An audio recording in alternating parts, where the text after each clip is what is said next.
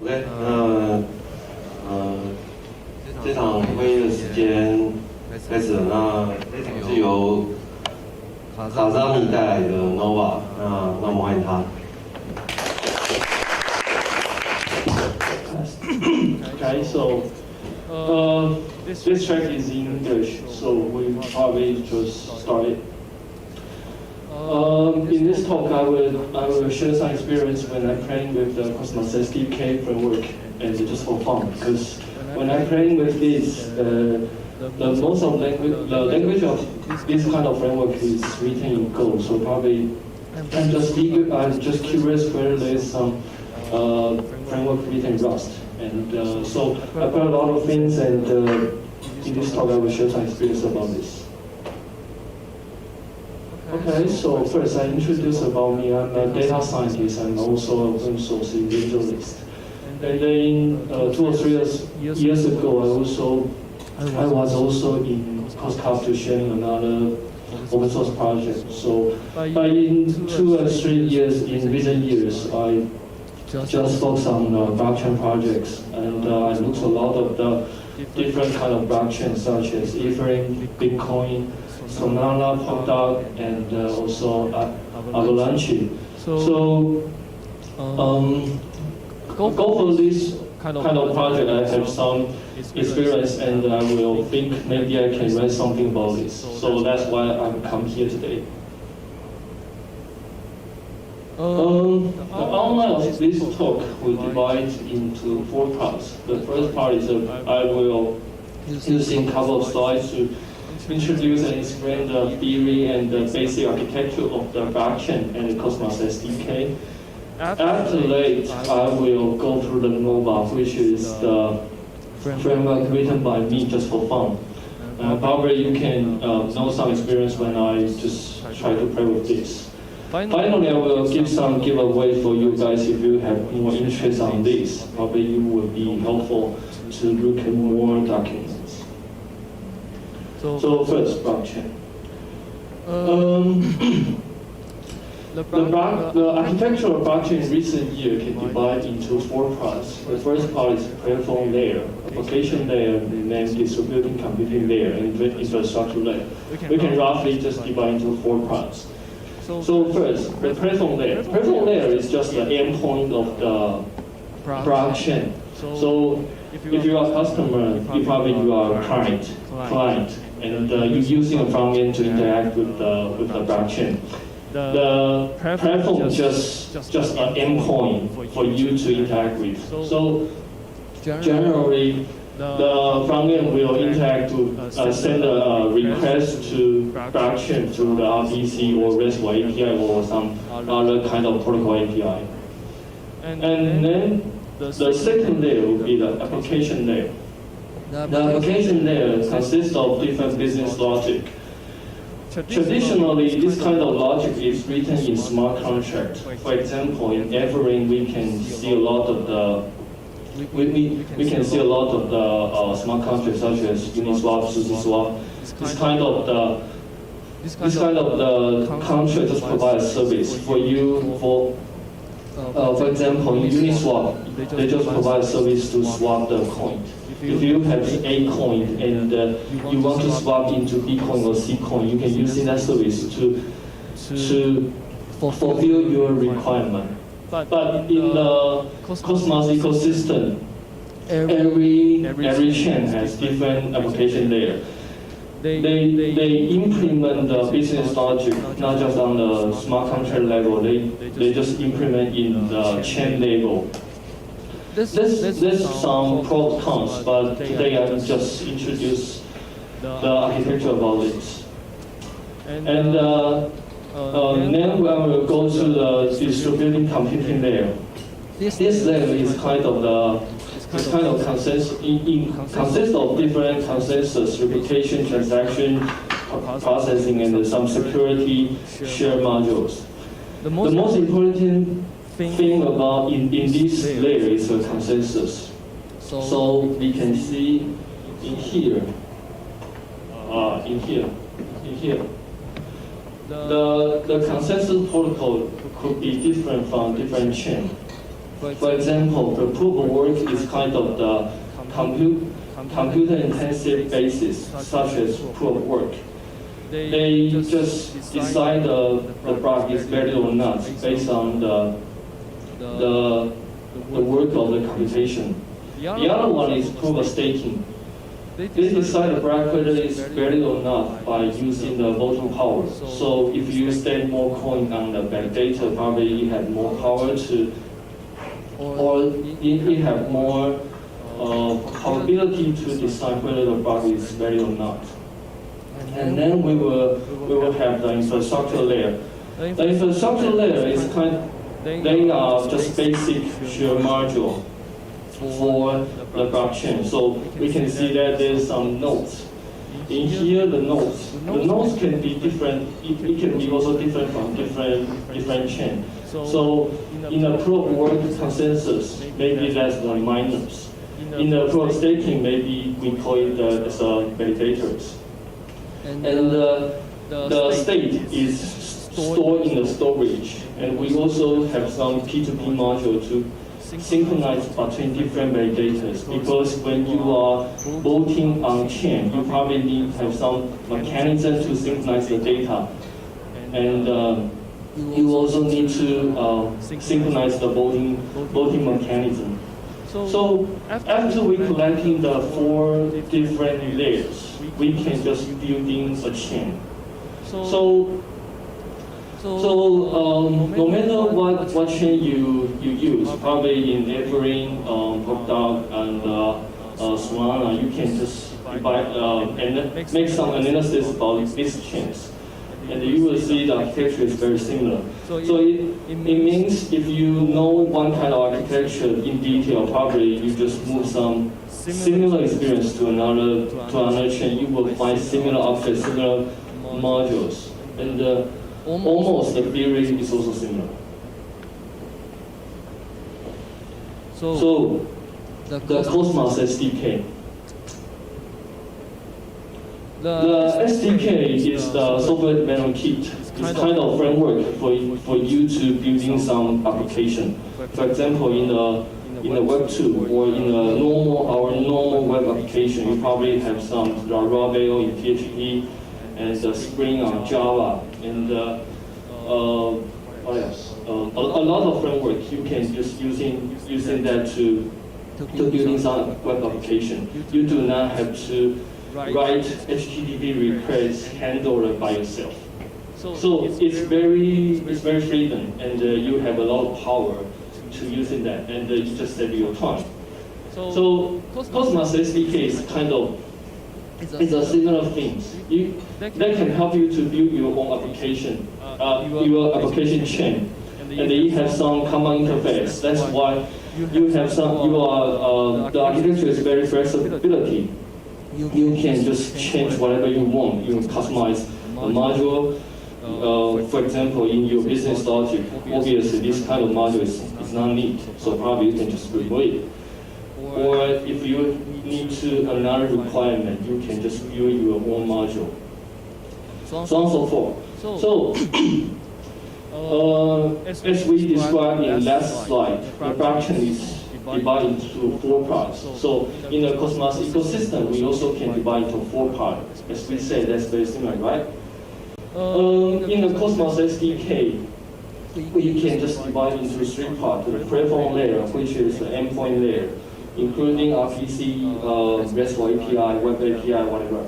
And the application layer. Application layer including a lot of the different big application modules, such as bank module for you guys to transfer, such as mining module for NFT project, or another governing module for the whole organization to decide some things, such as DAO. And the infrastructure layer. Again, as described on last slide, it consists of the validator module, and you also have some P2P module and some storage module.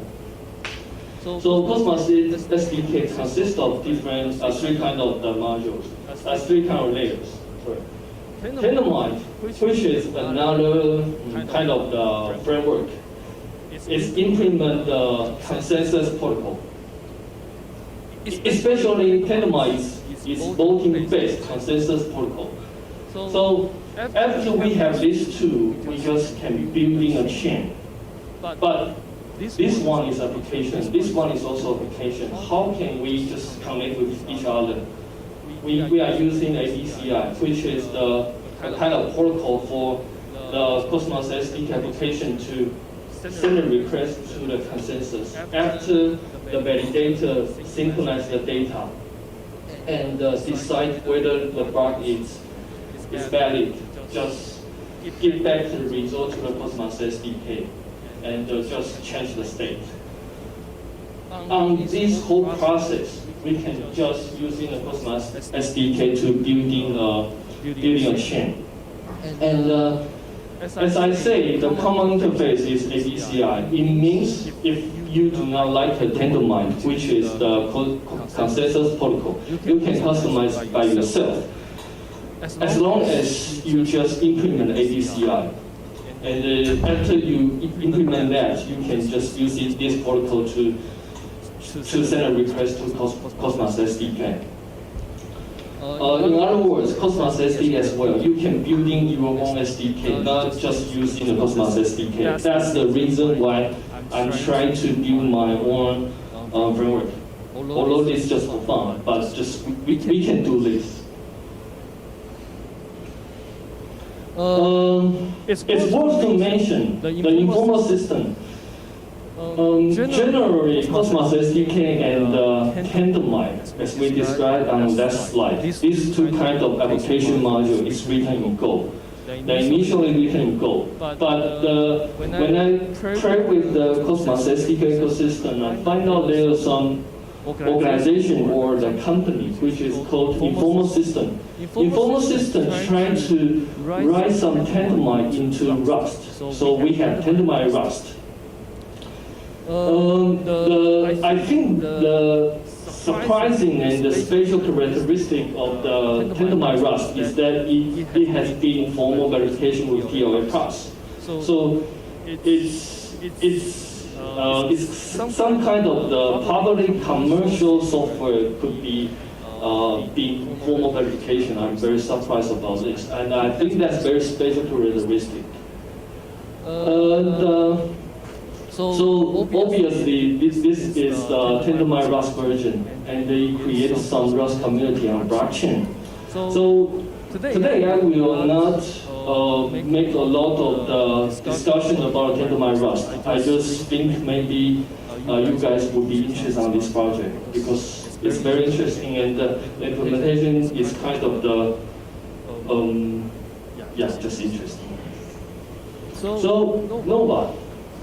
Nova is another framework is built by me as I described previously. But before we go to Nova, I want to just describe or explain why do we need to build the new framework.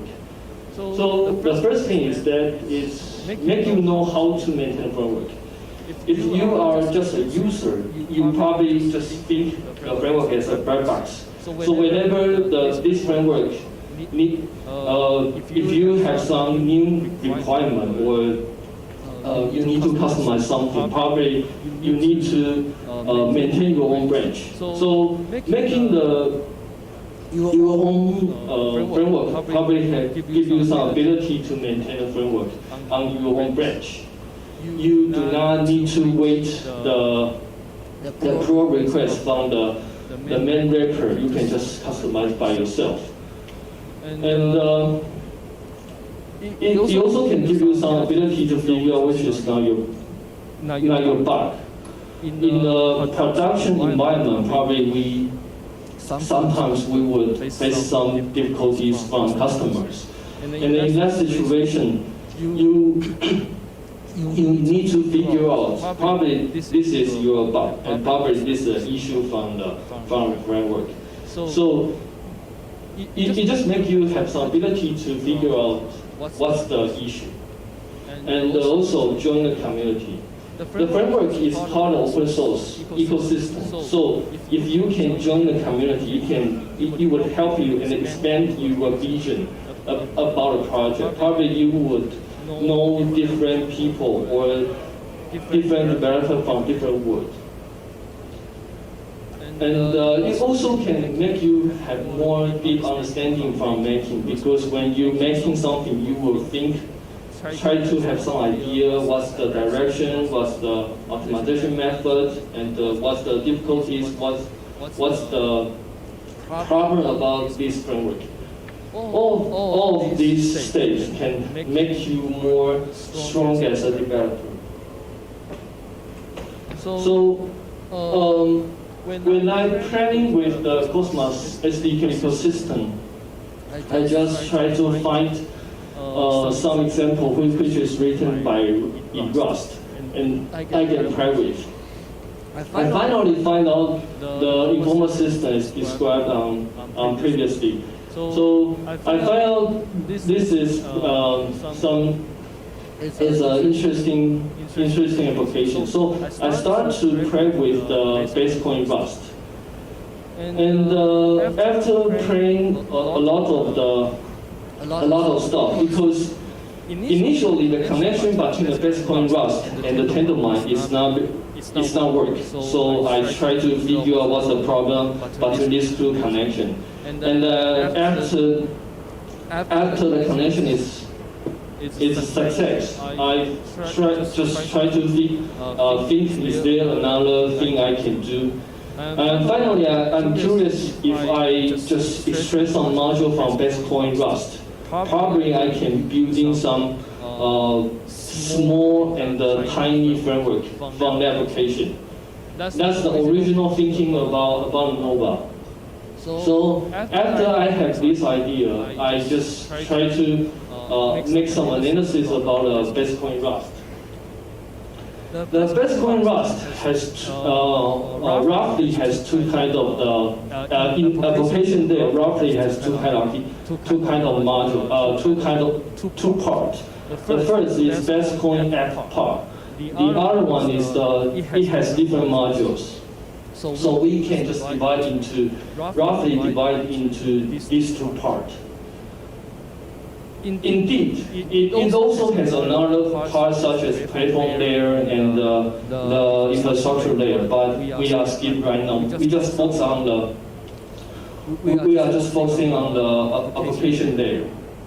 And after I look at this, probably one intuition thinking is that can I just use in the module written in Go?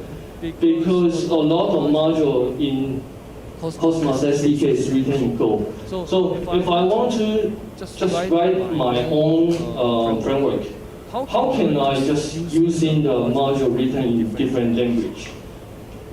That's the first problem I need to solve. The other one is that because I'm a data scientist, so everything I can do, I'm just curious whether I can just make the deep learning neural network on this, computation on this, or another data analysis work on that. So on these two requirements, I'm just trying to make some modification. So first, I have two directions. The first is I'm thinking maybe I can just decouple the module and the base coin app. After I separate between these two, probably I can have some common interface. And every language which is implement that common interface can just be used by base coin app. That's the original thinking. The other one is that because data modules always have heavy computation work, so probably we need to move this heavy computation work into offline, and that after we get some result, probably we just get back to take the data back to the chain. So these two kind of directions I'm just trying to working on. First, the module decouple. So after I want to create some common interface, I will intuitively think we probably can building some gRPC service between the module. We're just collecting all the module on the module service and connecting with the best app. After this, as long as your language can implement a gRPC protocol interface, probably you can just be used by best app. That's the original thinking. And this idea is very similar to a DCI. So this is just a piece of code when I try to implement a module service, which is the gRPC service. When the chain is initialized, it would be called the initialize function. So in this code, we just show whenever we get some request from Tendermint to best app, and after we get request from the best app, we can just take every module we have and try to call in the initialize function on every state. But after I almost implement 80% about lab protocol, because lab protocol is designed by me, and I'm just curious, what kind of interaction in the Cosmos SDK we can go? Does they just calling the function directly, or is there any other method? And I find out they also have some similar design, which is message server. The message server is also kind of protocol, and it also are the gRPC protocol. Using the transaction type, just encoded data as a request from their application to module. So they also just extract the module as a service, and using gRPC to connect with each two. So after I know this, probably just in the future, I will just implement and support this kind of the protocol. And after that, the Nova can just using the module which is written in Go, and so we do not need to writing such as some basic module, bank, government. We can just use that, and I think that's very beneficial for open source project. The other one is the offline worker. Offline worker is that it's basically the same idea, but just because we have module and every functionality is achieved by a module.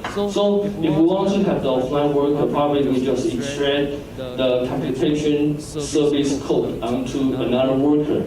And after that, we need some mechanism to get back this data back to the chain and just change the state.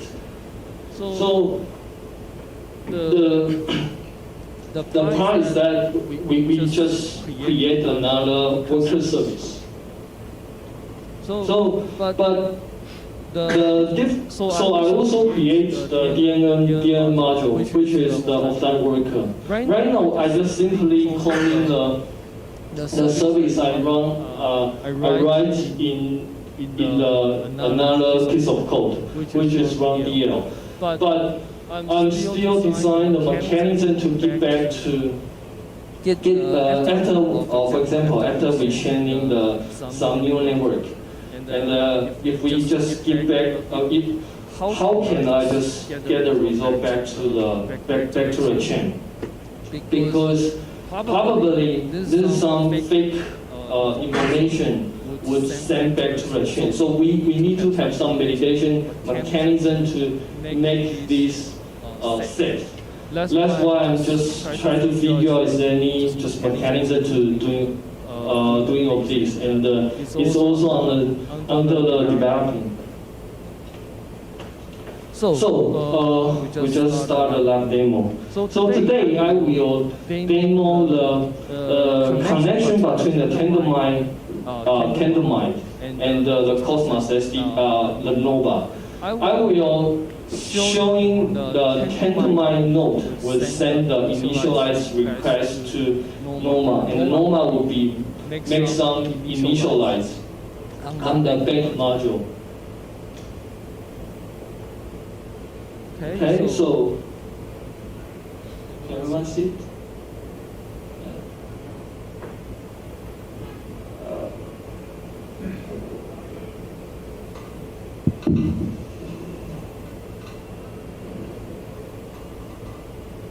And sounds like too small.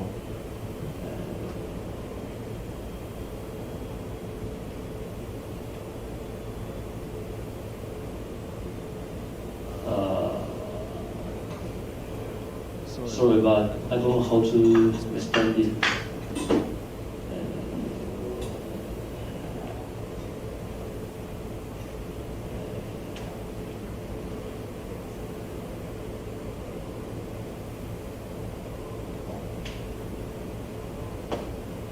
Thanks for your help.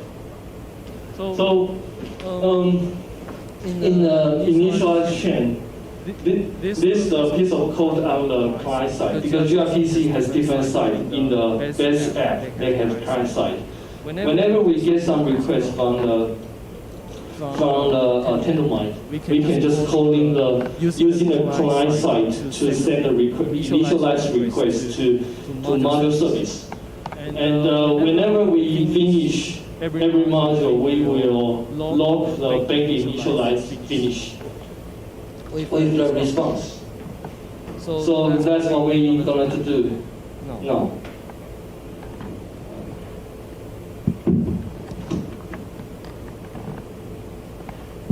So first, I will create the normal application first, and then I will create the Tendermint node second, and use whenever I initialize the Tendermint node, you will send request to normal application, and then the chain is initialized, and the chain will just run again and again.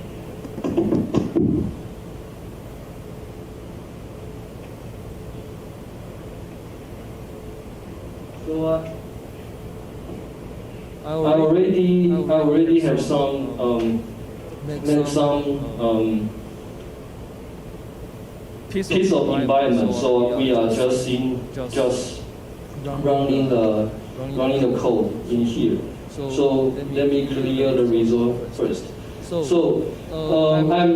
Because I already write down the application code on the GitHub. I will share my GitHub in later, so probably if you are interested, you can just go along and check by yourself.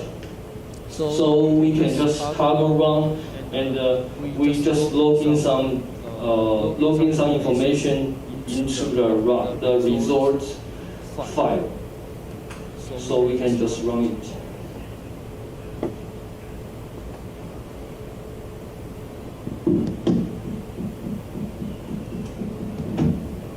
And this part is the Tendermint. This module is written in Go, because Tendermint Rust is still under developing, so it's not production ready. So we are using the Tendermint written in Go to make this demo. As I say, as long as we just support ABCI, no matter Tendermint, whatever language or whatever you do, you can just use that as a consensus protocol. So when we using the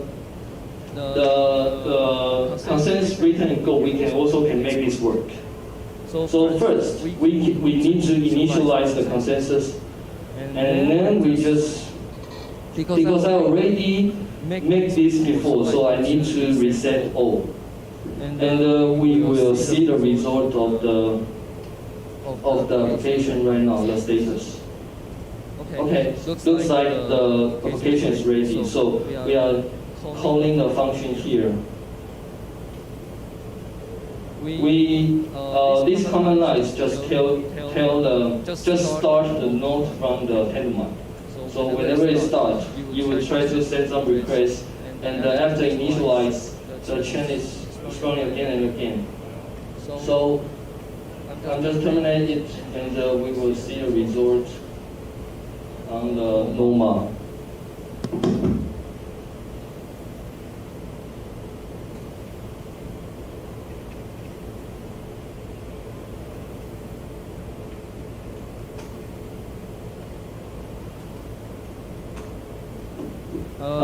As I look in, explain in that slide. So we have back initialized response in here. So it means after the tendermine is started, you will send the initialized request to the NOMA, and through ABCI, the NOMA get the request. They will the base app will also send a request to module service, and after the module service finish the initialization, they will just log the back initialized response. That's the demo we will do today. Okay, we finished the demo. And finally, in the future, I will support message server, which is the protocol in Go language, in Cosmos SDK. As I described previously, after that, the NOMA can support the moderator in Go, and we also can connect with the Cosmos SDK ecosystem. And the other one is that I'm also designing the mechanism for the offline worker get the result data back to the chain. So these two kind of direction will be the future work. Finally, there's a marketing time. I created the channel which is Crypto Nature, and I will share some code and document. I will read some code from different blockchain projects, and I will write some analysis or some code sharing on that medium. So probably if you have some interest, you can just look at it. And I also have some pockets. It also sharing some experience about blockchain. So probably if you guys are interested, probably you can check it out. And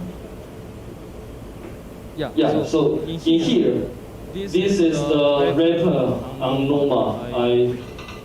I just forgot to introduce. So you can just run in the example on here. You can just clone it. If you think there's some problem or some issue about this, probably you can just create an issue. And I will, if I have time, I will just check it out and try to fix it. Okay. Finish. 好，我们谢谢卡扎米带来的精彩 talk。因为我们中午有一些休息时间，那如果有问题要提问的话，我们可以多花点时间做 Q&A。好，你可以用中文吧。好。